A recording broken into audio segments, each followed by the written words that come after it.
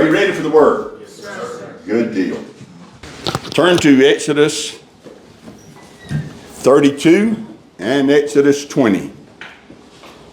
Exodus 32 and Exodus 20. So we're approaching December the 25th. And only once this past week, was I asked if I was a Jew. When I responded in the negative to the numerous times I was asked, are you ready for Christmas? Are you ready for Christmas, they would ask, and I would say, I don't do Christmas. Most just looked at me bewildered and refused to carry the conversation any further than that. But one dared to say to me, why, are you a Jew? Ain't that an interesting question? But there was another man at the gym who took it a step further and asked me, well, why not? And I said, I can see absolutely nothing associated with it that has anything to do with the Messiah I serve. He agreed. He said there was a lot about it that he didn't like either. And then he made this strange comment. He said, that's why my wife and I decided not to celebrate Halloween. There's too much associated with it that's just not right. So isn't it interesting how he immediately connected things associated with Christmas with things associated with Halloween? So I offered him words of encouragement for making a stand against Halloween. I didn't chide him for I didn't chide him for continuing to celebrate Christmas. That kind of approach I found does no good. I feel like I planted a seed, and this year when he goes through all of the garbage associated with Christmas, perhaps the Holy Spirit will use our conversation to prick his heart about what he is participating in.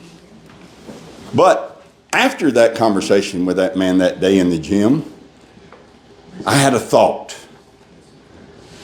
And the rest of the week, I walked around hoping somebody would ask me about Christmas again.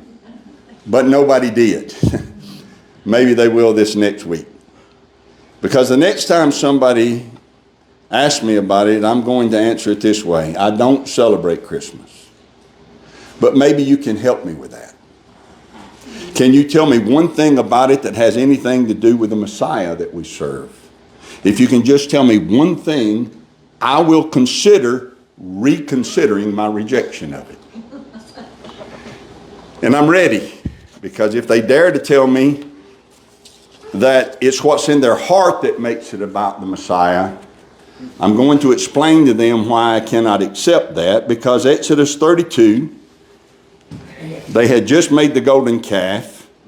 Verse 4, and he, Aaron, received them, that is the gold and silver earrings, the golden earrings. He received them at their hand and fashioned it with a graving tool after he had made it a molten calf. And they said, this be our mighty one, O Israel, which brought you up out of the land of Egypt. And when Aaron saw it, he built an altar before it. And Aaron made proclamation and said, tomorrow is a feast to Yahweh. So in their heart, who was they doing this for? Yahweh. In their heart, who was they doing it to? Yahweh, right? But were it not, you go on and read the verses after, were it not for the intercession of Moses, Yahweh would have destroyed every one of them that day. He said to consume them in his anger. Consume them. In their heart, they said, we're doing this for him and to him. Most people never learn this truth. We don't get to determine how we're going to worship him. That's right. Yeah. Amen. Yahweh determines that. That golden calf was a representation of Baal in Canaan. And it's also a representation of Apis, A-P-I-S, the fertility god and the underworld god of Egypt. That golden calf did not represent Yahweh. And no matter how much people said, this is our mighty one, O Israel, which brought us up out of the land of Egypt, no matter how much fervor they declared that with, it did not work. It didn't work then, and it will not work now. You can fashion a Saint Nick, a Santa Claus, a cedar tree, a decorated cedar tree, a wreath, a fictitious date, all which are representation of other deities, other gods, and declare we're doing this for the Messiah who was born to take away our sins. You can declare that with great fervor. But Yahweh's not pleased. Every biblical passage related to this subject warns us that instead of being pleased, He's furious. So this morning, knowing that you already know all of that, I just wanted to encourage you and reinforce for you that you've done well in rejecting it. So what if it angers other people that you don't participate? You're not angering Yahweh anymore. At least about that. That's one area that you have stopped ticking Him off. People don't think about that anymore. They don't think about the things that you can do to tick Him off. There are things. That's why we're told the fear of Yahweh is what? The beginning of wisdom. We could say that this way. It's not wise to not fear Yahweh. If you don't fear Him, you're not being wise. It's just not a smart way to live. So this morning, you have reason to rejoice. When you walked away from Christmas, you stopped ticking Him off. Because your participation in it was not being received how you had hoped it would be. You know, we were all at one time, I would say, except for our young people, we were all at one time just like everybody else. We had hoped that while we were putting up our tree and decorating it with an angel on top and putting up a small nativity scene on our mantle, we hoped that because we went to church on Christmas Eve and because we sang Silent Night and because we dressed up our children like shepherds and wise men and had them do skits about the birth of the Messiah, we hoped that Yahweh would see our hearts and accept our worship of Him and be pleased with it. All the while He wasn't. We were ticking Him off. Why? Because none of it has anything to do with Him or His Messiah. That's right. Isaiah said, and Yeshua restated, that when men teach for doctrine the commandments of men, their worship is vain. Listen to that. When you teach for doctrine the commandments of men, your worship becomes vain. The word vain, according to Strong's says it carries with it the idea of, listen to this, tentative manipulation. This particular word carries with it the idea of tentative manipulation. That is, when you teach for doctrine the commandments of men and saying this is how we should do things, this is how we should worship, this is what we should do, it is man trying to manipulate Yahweh into accepting what they're offering Him whether He wants to or not. Because they say it's in our heart, we're worshiping You, so You ought to accept it, You ought to be pleased with it, and You ought to bless us for doing it. Yeshua went on to say there in Mark chapter 7, that in order to keep these traditions that men keep, they have to lay aside the word of Yahweh. And that word lay aside means forsake, omit, and send it away. You cannot celebrate the tradition of Christmas without laying aside Yahweh's word. You have to send it away in order to do it. That's right. You have to set it aside, ignore it, and pretend that He's going to be okay with it in order to get through that celebration. No wonder people suffered great depression before, during, and after their participation in Christmas. At the least, they feel empty when it's all over. They feel that way because they set the word aside. They feel that way because they've ticked Yahweh off. So let's rejoice at Yahweh in His mercy rather than pouring out His wrath on us. With great long suffering, He called us and turned us from this wickedness. Let's take the time to see what His word has to say on the subject and just reinforce it for ourselves. Look in Exodus chapter 20. In Exodus chapter 20, there are 10 commandments listed. We're only going to read the first 4 this morning. And the reason that we're going to focus on the first 4 is because it is the rejection of the first 4 that have allowed men to create a religion that trains and conditions mankind to worship Yahweh in vain. If you can twist, manipulate, and eliminate the first 4, then you can create any kind of religion that you want and manipulate mankind into doing all kind of vain things in the name of the Creator. So let's talk about how the first 4 have been rejected by mankind, been rejected by religion, and has led to the deception of large masses of people. Verse 1, Exodus 20. The mighty one spake all these words, saying, I am Yahweh, your mighty one. Note that. Which have brought you out of the land of Egypt, out of the house of bondage. Here's the first commandment. You shall have no other mighty ones before me. What does that mean? You shall have no other mighty ones before me. Does that mean that you shall not declare you worship Yahweh, but you also worship Baal, and you also worship Zeus, and you also worship Buddha? That can't be what that means. Who would dare to do that? The number of people who would say they worship Yahweh and Baal and Zeus or whoever, that number would be so minuscule that it would be irrelevant. There wouldn't need to be a warning about that.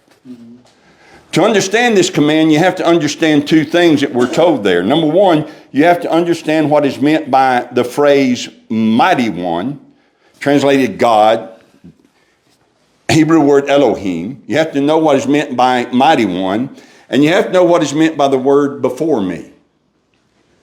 Mighty one. Elohim refers to mighty ones. Do you realize that there are other mighty ones besides Yahweh? That's the reason it's in the plural. Yahweh is the supreme, almighty one. He is El Shaddai. Okay? But there are other mighty ones. Baal, Apollo, Zeus, Apis, Ishtar, Marduk, Molech, Nike, Nisan, Midas. They're all mighty ones. They were entities that once lived, hybrids that once roamed the earth. And when these titans died, their spirits are bound here on earth. Study Enoch 6 through 10, study Genesis 6, among other passages to understand that. And those spirits, when those entities died, those spirits left here on earth attached themselves to people and to things, to objects. You got that? Those spirits will attach themselves to people and to objects desiring to be worshiped. That's why Paul says that if you willingly partake of meat that's been offered to an idol, if you knowingly participate in, take of meat offered to an idol, he said you're doing what? Worshiping false gods. You're fellowshipping with demons, worshiping false gods. You know that this was offered to an idol. There is a demon or demons attached to that idol and to that practice. And Paul said, if you eat it knowing that, you fellowship with those demons. You connected yourself with them. All right? Therein lies the problem with most people breaking this commandments. They think there are no other mighty ones. And so they deny their existence. And they think that denying their existence of all these other gods protects them from breaking the other commandment. If I just say, well, there is no other mighty one besides Yahweh, if I say that, then I'm not breaking the first commandment. You're ignoring what Yahweh is warning you about. There are other mighty ones. Okay? The mindset of most people is, if I say there is only one God, then I cannot break this commandment, but that's not true. If eating meat is fellowshipping with demons, then so is participating in festivities done in the name of another deity. More so. So Yahweh's warning us there are others, and you can tick him off by putting them before him. So let's talk about what that means. Put them before him. Now, if you're like me, you was probably taught in Sunday school that this means not to let anything take first place in your life. How many of you were taught that? Right? And that if you do anything you make first place in your life, that becomes your God. You taught that? Right. You were taught that God has to be first. Don't put any other God. Don't make anything else your God. God has to be first. So that terminology is strange to begin with. And we were taught nothing can come before him. Well, that's a crock pot full of theological religious nonsense being taught to us. That's not what Yahweh's warning us about. To begin with, there are other Elohims, other mighty ones. Second, our English word before there is translated from two Hebrew words, al and panim. Al and panim. Al means over, against, or upon. Panim simply means face. That word means the face. So here's the command. Yahweh says, you shall not put any other mighty one in front of my face. Think back to Exodus 32. That golden calf represented Baal or Apis. They shoved that thing in front of Yahweh's face and said, we're going to use this to represent you, and we are declaring tomorrow to be a feast, a great celebration that we're doing just for you. They were shoving it in his face and said, this is what we're doing, get ready to receive it. And Yahweh said to Moses, these people are stiff-necked. You know what that means? Hard-headed. Hard-headed. That's good. Stiff-necked, hard-headed, but it carries a meaning that should just tear at your heart. That word, stiff-necked, means to be mean-spirited, to be cruel, to be obstinate, and hard-hearted, hard-headed. Yahweh said to Moses, in other words, these people are mean. They're cruel and obstinate. Let that sink in. Yahweh said it is cruel of them to try and force me to accept whatever way they choose to worship me. That's cruel what they're doing to me. Well, he changes not. He feels the same way when we take items that are associated with Mithraism, Saturnalia, Solus, Druids, Center Clause, shove them in his face and say, this is how we choose to acknowledge that you gave us your only begotten Son. Yahweh's not pleased. To do those things to him is stiff-necked or cruel, mean-spirited. He's ticked off at how cruel and obstinate people can be. To celebrate Christmas is to shove other mighty ones in the face of the Almighty and tell him, here I am. I can do it this way if I want to, and you have to like it, and you need to bless me for doing it. Mm-hmm. You need to be pleased that I have chosen to do this for you. Mm-hmm. So commandment number 1 says, don't celebrate Christmas. Right. Aren't you glad that you aren't shoving that garbage in Yahweh's face anymore? Yeah. Commandment number 2 in verse 4. You shall not make unto you any graven image or any likeness of anything that is in heaven above, or that is in the earth beneath, or that is in the water under the earth. You shall not bow down yourself to them, nor serve them. For I, Yahweh, your mighty one, am a jealous mighty one, visiting the iniquity of the fathers upon the children unto the 3rd and 4th generation of them that hate me. showing mercy unto thousands of them that love me and do what? Keep my commandments. Oh my. The YouTube algorithms have been steadily feeding me over the last couple of weeks short videos of preachers explaining to their congregations why it's good and okay for them to celebrate Christmas. And it also put a video on my feed of Dr. Michael Heiser. And I was disappointed to hear him say that it's okay to have a decorated Christmas tree in your home and to use it to celebrate the birth of Yeshua as long as you don't kneel down in front of it. That's what he said. Don't bow down to it. And he used Exodus 25 as his proof text. He said, a thing doesn't become an idol until we bow down before it. We can have it in our tree, just don't bow down before it. That man is too smart, or was too smart, to actually believe such a ridiculous statement. That's absolutely an absurd thing to think, believe, and say. So let's break it down. Start with verse 4.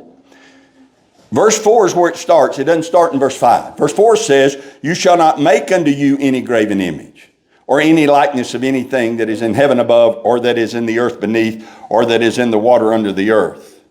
So verse 4 is not a warning about bowing down. Verse 4 is a warning about what?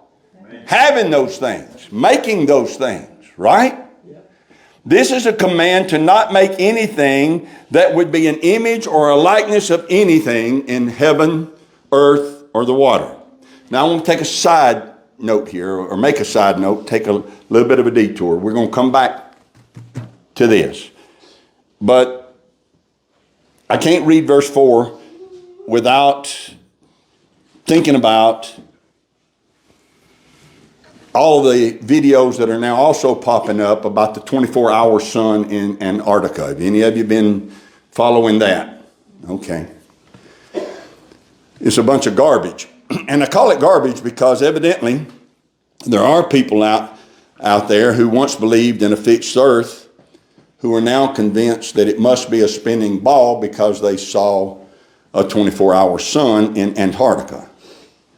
Well, and that's what happens if you put your faith in science instead of in the Word. If you believe in a fixed, non-moving earth with a dome over it, and that belief is based on some experiment you watched, your faith is weak. Your faith in it needs to be based on what the Word said, because the Word is a solid foundation. The truth has always actually been right in front of us. The problem is we got lied to from our childhood, and for a long time we weren't able to process the truth. But the truth has been here all along, and once you see it, once you process it, then you find it everywhere you look. For instance, look at verse 4 here. We've been taught the 10 commandments from our youth. And look what was right there in front of us from the beginning in verse 4. You shall not make unto you any graven image or any likeness of anything that is in heaven above. What is heaven? All around it. Don't let a theologian give you the wrong definition of that word and try to explain to you how that it's a reference to the vast expanse of space. That's a definition theologians made up. It's the firmament. If you go to Genesis 1, you find out that it is the firmament. What's the Hebrew word? Rakia. Rakia.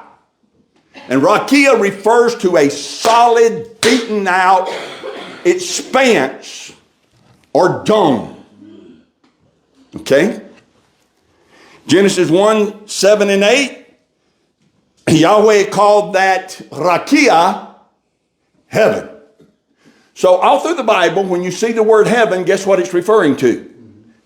The dome, which is where? Where is it? Above. Heaven above. Says it right there in verse 4. Heaven above. That's the Hebrew word ma'al. And plainly that word in Hebrew means upward, above, and overhead. In the heaven that is overhead. Now, how can the heaven be overhead if you're down underneath? Heaven can't be overhead if it's also over there and also over there and also over there and also over there and also over there. Right? Heaven is above. It's overhead. It's upward. So, we know what heaven is. We know where it is. Now, what is earth? Say again? Land. If you read Genesis 1:10, it says Yahweh created the dry land and he called the dry land earth. Earth refers to dry land. Where is earth?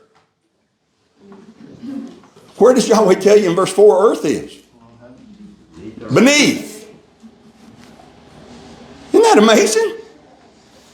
In heaven, upward, above, and in earth, beneath. Well, if it's beneath, what is it beneath? It's beneath the dome. The rakia, the firmament. Yahweh's being very specific with his words here. Again, all of our life we read the 10 commandments and never realized that Yahweh was telling us, hey y'all, you live in an enclosure that I made specifically for you.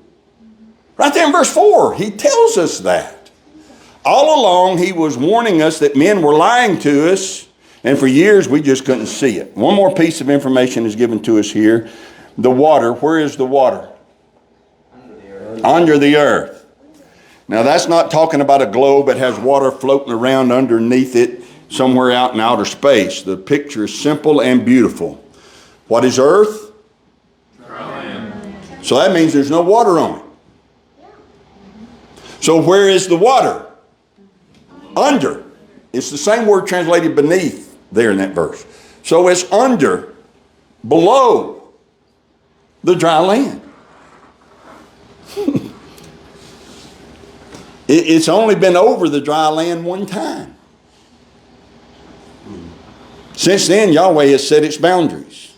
It has to stay beneath, under, below the dry land. So that is every pond, lake, river, ocean, or sea. They are all under or below the dry land. And this is the characteristic we know about water. It always finds its level. Has to be in a container, and it always finds its level. It can't be on a spinning globe because water doesn't warp and wrap around a spinning ball. Water finds its level inside of an enclosure. So here it is, right in front of our eyes. So let men run their experiments and let them theorize their absurdities. But heaven is above, earth is beneath, and water is below. Let's just stick with what's written. What do you say? Yes, sir. All right. Back to the second commandment. Do not make or have an image or likeness that comes from the firmament above, the earth beneath, or the waters below. That is any image. Do not make or have an image or likeness. Santa is an image. If you study his history, you'll not like the image that he represents. This might that they call Santa, they'll tell you, he knows when you're sleeping. He knows when you're awake. He knows when you've been bad or good. He brings gifts and can appear all over the earth in every single home in one single night. He is a phenomenal being. Do not make such an image and present it to your children. And certainly don't shove it in the face of Yahweh and say you need to accept this from us. And the Christmas tree. Oh, it started out as a cedar. But people don't put cedars in their home. They transform the cedar into symbols of fertility. They decorate it with ornaments and lights and tinsel. There are some who make claims about how it represents Nimrod. certain parts of Nimrod.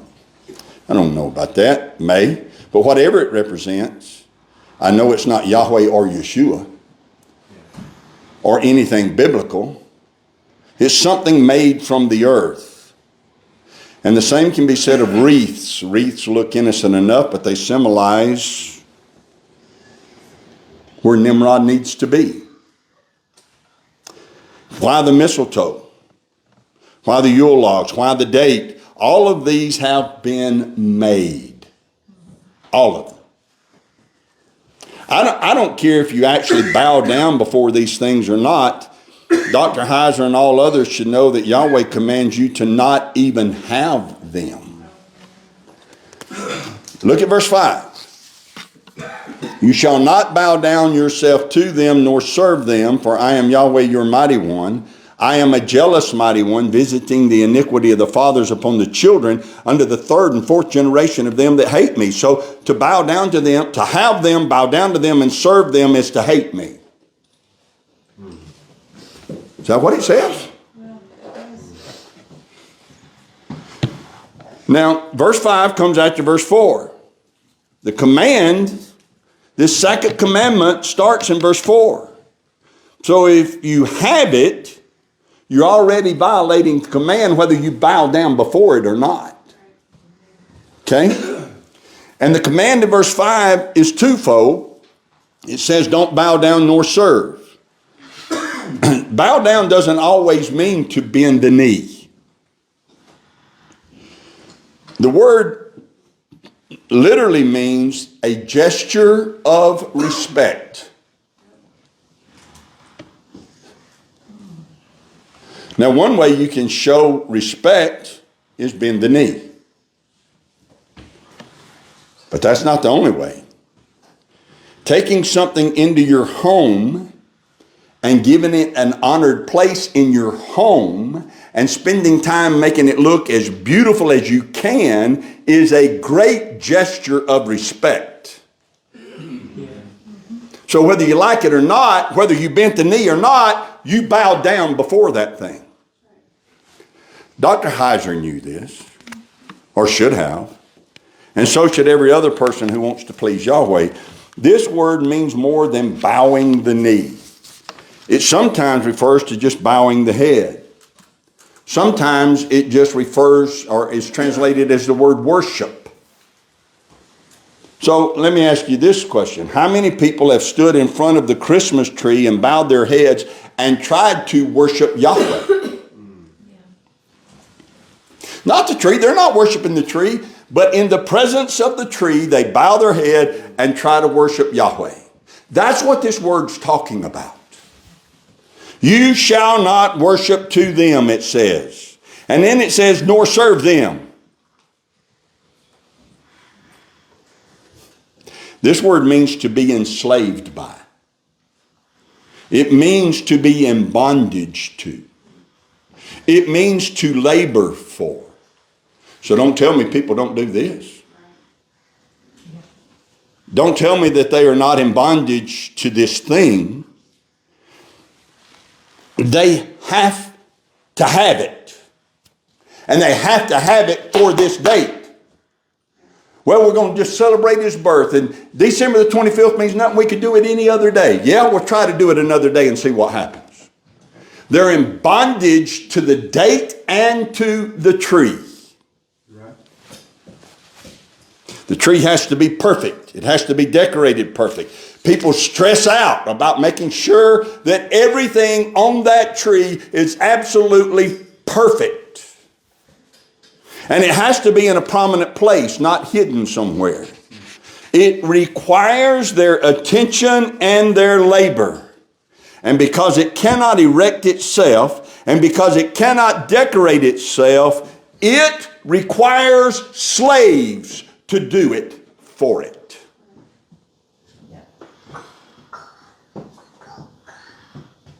The tree has slaves. I'm not reading into the text, I'm just reading the text. If we'd read it properly before, we could have never been deceived into the celebration of such a heinous holiday. Continuing in verse 5. Yahweh warns that he's jealous. That Hebrew word translated jealous is only used 6 times in all of the Tanakh. And in every reference, in all 6 places, it's a reference to Yahweh warning us about other mighty ones. He's saying, you mess with other mighty ones, you're going to stir me up because I'm jealous.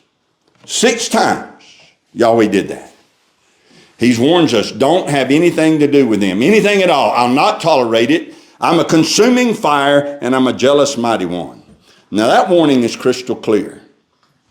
And again, it's always about things and practices associated with other Elohims, always. So his warning is simple. You're going to tick me off if you mess with these things. But read verse 6. I show mercy to thousands who love me and do what again? Keep my commandments.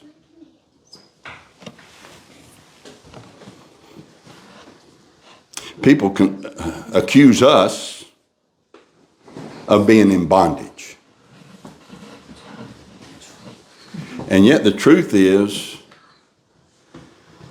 keeping the commandments of Yahweh has always been about love. Always. What's the greatest commandment? Love Yahweh with all your heart, soul, strength, and might. What makes that the greatest commandment? And the second is likened to it, but what makes it the greatest commandment? It covers all the rest of the commandments. Exactly. What did Yeshua say next about that? They all hang on those two commandments. Upon this one and upon the other one, all other commandments hang. That's right. They can only be kept. The commandments can only be kept by those who love Yahweh. Well, you just can't keep the commandments. You sure can if you don't love him. Read Romans 8. The carnal mind is enmity against Yahweh. It cannot be, nor will it be subject to the laws of Yahweh. But when the Spirit's working in us and we learn to love Yahweh, then we keep the commandment. This word hang is only used 7 times in the New Testament. Once it was used in reference to a millstone being hung around somebody's neck. Once it was used in reference to that viper that hung on Paul's hand. Remember, he reached down to get a stick and that viper latched onto his hand. It hung on his hand, it says. 5 times it's in reference to being fastened to the tree in crucifixion. Yeshua was hanged on a tree. Well, here it says all the commandments hang on this commandment. That is, they're fastened to it. Just as surely as Yeshua was fastened to that tree, all commandments are fastened to our love of Yahweh. So Yahweh said, those who love me and keep my commandments, I'll show mercy to them. So, if we put this in context, here's what Yahweh is saying. Those who love me and have nothing to do with a character named Santa, those who love me and do not decorate a tree, those who love me and do not put up wreaths, those who love me and do not designate a reassigned date, those who love me and do not try to worship me in front of these detestable things, I'll show them mercy because they know and are keeping my commandments. If you love me, keep my commandments. So I love you, I'm not going to participate. Commandment number 3, verse 7. Thou shalt not take the name of Yahweh your mighty one in vain, for Yahweh will not hold him guiltless that takes his name in vain. 6,823 times he put his name in the Hebrew text. 6,823 times translators removed it and substituted in its place the word either God or the Lord. Most of the time, the Lord. So to understand this command, look at 2 words. The word take, you shall not take, the name of Yahweh your mighty one, and then look at the word vain. You shall not take the name of Yahweh your mighty one in vain. Take is the Hebrew word nasa or nasa. It's spelled N-A-S-A. Pronounced nasa. That word means to lift up. The Hebrew word for vain is shav, and it means devastation, ruin, destruction, or uselessness. So here's the command. You put that together, and here's the instruction given to us. Do not take my name and lift it up to a place of devastation or ruin or uselessness. Don't lift it up to a place of devastation, ruin, or uselessness. Well, it doesn't matter what we call him. Well, evidently it did, because he made his name known 6,823 times. His name has been lifted up and removed. His name has been lifted up and no longer used. His name has become useless to congregations and assemblies. His name has been hidden so well that some people think he has many names. You ask the average churchgoer what's his name, and they'll tell you God or Lord. Yep.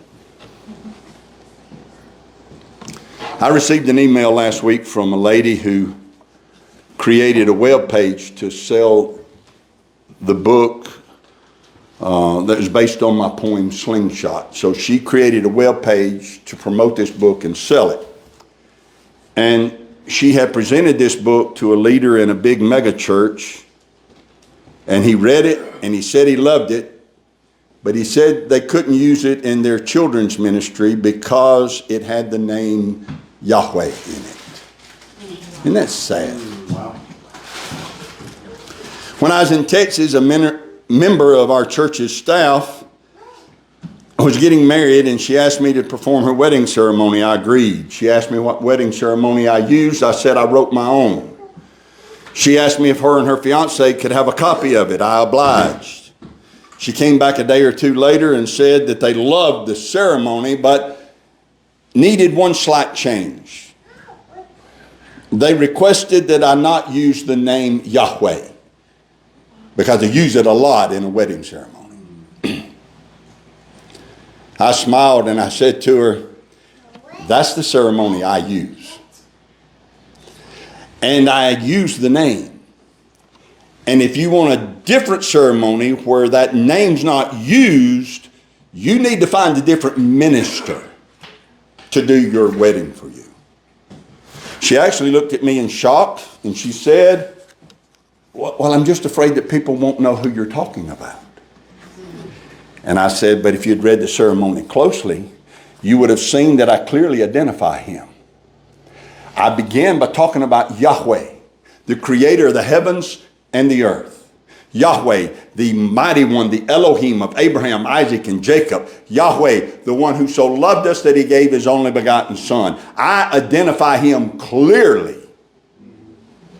To her credit, she smiled and said, well, I want you to do the ceremony and I want you to use the name. And so I did. The point being, though, that most people don't know the name and don't want to know the name. They're more comfortable with calling him Baal, and that's what Lord means. That's the title of Baal, is Lord. God is a reference to mighty ones, plural. Confusion that leads to embracing pagan practices comes about because people don't truly know who they're worshiping or who they serve. Notice in these 11 verses, 4 times Yahweh said, I am Yahweh, your mighty one. Your. 4 times he said that. I'm your mighty one. And so he's telling them, the first thing he's telling them is his name. So he's saying, your mighty one has a name. And when you call upon me, you need to know my name. Yeah. And then he says, I delivered you. I'm jealous. I created the heavens and the earth in 6 days. I am Yahweh, your Elohim, who did all of that for you. And so he's saying to us, this is who you're in covenant with. You are in covenant with me, Yahweh. I am your mighty one. Baal is not your mighty one. Zeus is not your mighty one. Apis is not your mighty one. Nike is not your mighty one. Santa is not your mighty one. The Roman Catholic Church is not your mighty one. The denomination you go to is not your mighty one. Constantine is not your mighty one. I am. So the Roman Catholic Church may have told you to embrace Christmas, but they're not your mighty one. The Baptist church you go to may have told you that Christmas is good, but they're not your mighty one. The mega church you attend may tell you that Christmas is holy, but they are not your mighty one. I, Yahweh, he said, I am your mighty one. Let's look at the fourth commandment and we'll close. Verse 8. Remember the Sabbath day to keep it holy. 6 days shall you labor and do all your work. But the seventh day is the Sabbath of Yahweh, your mighty one. In it you shall not do any work, you, nor your son, nor your daughter, your manservant, nor your maidservant, nor your cattle, nor the stranger that is within your gates. For in 6 days Yahweh made heaven and earth, the sea and all that in them is, and rested the seventh day. Wherefore Yahweh blessed the Sabbath day and hallowed it.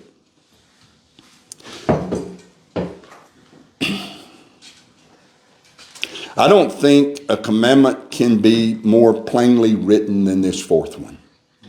Yeah. So if you forsake this one, no wonder you embrace Christmas, and no wonder you embrace Easter, and no wonder you're okay with Halloween and every other pagan activity. If you can be deceived by the Roman Catholic Church and by Protestant denominations who can convince you that this commandment has been deleted or changed, no wonder they can convince you to ignore commandment 1, commandment 2, and commandment 3. Because this one is plain. And if you can be deceived into thinking, well, this one doesn't matter anymore, no wonder you're no longer concerned about the first 3 commandments. He says it, and then he restates it. And he says it plainly, and then explains it. He says it and ties it to creation, so that we cannot possibly or should not possibly be able to misunderstand it. The seventh day is the Sabbath.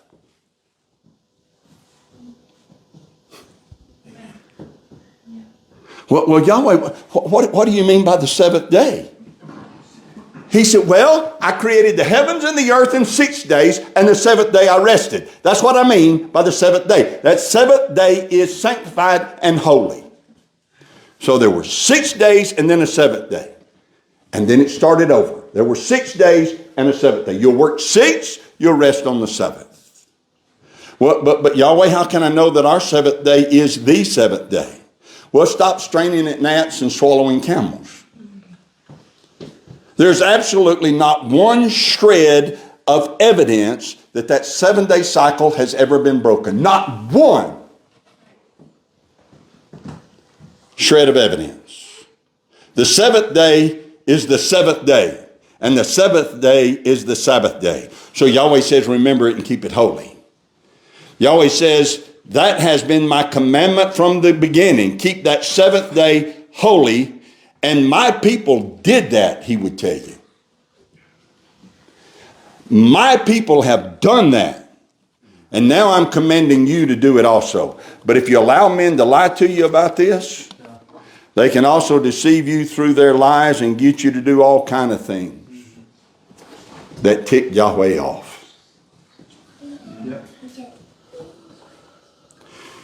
The question then arises, shouldn't we celebrate the birth of Yeshua?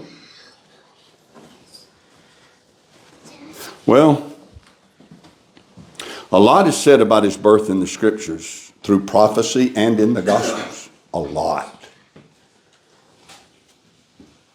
It was announced by angels. It was prophesied by prophets. On the day it happened, angels were shouting praises in the heavenlies about what Yahweh was doing. Men marveled at the birth of the Messiah. So yes, we need to talk about it.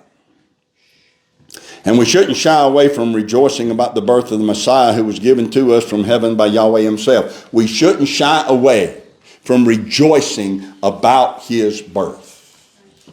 We should rejoice and we should recall every minor detail surrounding his birth. But there's no way to justify doing it on December the 25th. There's no way to justify doing so with decorated cedars placed in our homes with tinsel lights, stars, and ornaments. There's no way to justify doing it with wreaths, Yule logs, and mistletoe. There's no way to justify doing so with Santa Claus, Kris Kringle, Santa Claus, elves on the shelf, and the plethora of other lies that surround all of that. You cannot celebrate truth with lies. That's simple. I know that many seek to justify celebrating Christmas because it is about they say it is about the birth of the Messiah. So I know many seek to justify celebrating it. I know that they say celebrating Messiah's birth is a good thing. And I know that many think that I'm too harsh and too hardcore. But I believe the biblical evidence is overwhelming that to participate in Christmas is to tick Yahweh off. And I wanted to reaffirm that for you. I wanted to reaffirm to you that you've done the right thing by pulling the tentacles of it out of your life. You've done the right thing by getting the spirit of Christmas eliminated from your family. You have done the right thing by no longer being a servant to the traditions that surround it. You've done the right thing by no longer trying to worship Yahweh by and through the bondage. And it's bondage. You've done the right thing by no longer trying to worship Yahweh by and through the bondage of Christmas. Well done. Congratulations. You're no longer ticking Yahweh off, at least in that area. Amen. Yahweh bless you and keep you. Yahweh make his face shine upon you and be gracious to you. Yahweh lift up his countenance upon you and give you peace. As his name is put upon you, so shall he himself bless you.